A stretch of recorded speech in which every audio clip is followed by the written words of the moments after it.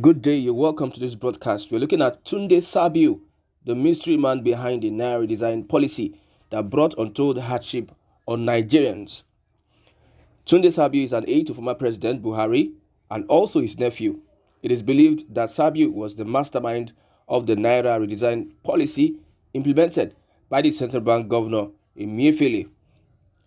According to a private investigator appointed by President Bola Ahmed Tinubu to investigate the fraud accompanied with the redesign of the Naira, Sabiu in September 2022 told Emefiele to consider the redesign of the Naira, and Emefiele consented.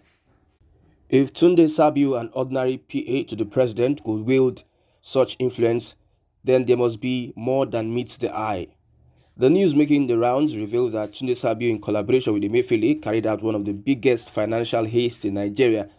One would wonder if Sabiu was part of the nation's economic team that would be so influential to take such decisions of national importance. Don't forget, from research, it was revealed that before 2015, Tunde Sabiu was a recharge card seller in Kaduna before he was picked by former President Buhari to act as his personal assistant.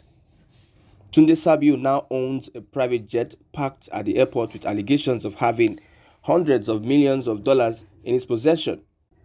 Tunde Sabiu is being called the head boy that ruled in person of Buhari, an unelected, inexperienced errand boy who single-handedly plotted the Nigerian Naira redesign and made the citizens suffer disastrously.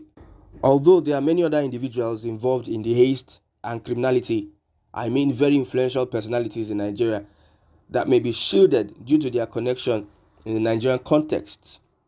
Buhari also is not exonerated. As the president of the country, he should also be investigated and called for questioning.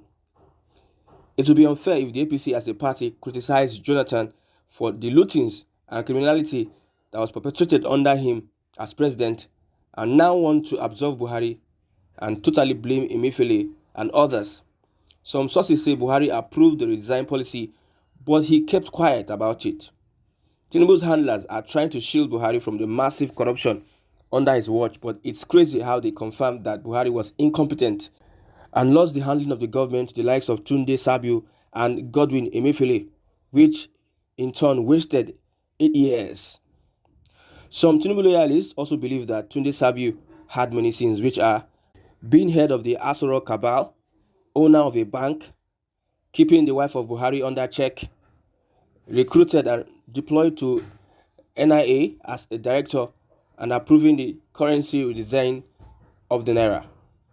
This young man has shown that there are cabals in Buhari's government that are pulling the strings.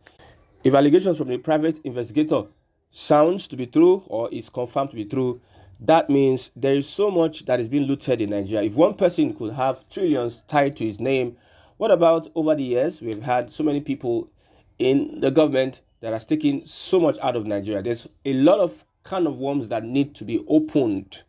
Now, we are suspecting that the full report would not be revealed to the public because they are trying to shield some people, some persons. That is why in the country today, we cannot fight corruption, because when you use corruption to fight corruption, there is no end. There is no solution at all. We just hit a brick wall. So now we are asking the government to identify those that are involved in this haste, make a public show of them. Tunde Sabiu, the mystery man, should be unveiled. Whatever he knows about what happened during the Naira design policy, how monies went from hand to hand, from account to account, from pockets to pockets, he should be investigated and also tried. Tunde Sabiu is like the typical Nigerian youth who is greedy, and his greed knows no bounds. If you are having leaders of tomorrow like this, there is a fundamental problem. If two persons could put the nation into a crisis without flinching, without any remorse, and for their personal interests, taking up the opportunity they have to enrich themselves and their families, then we are doomed as a country with both the old and young leaders.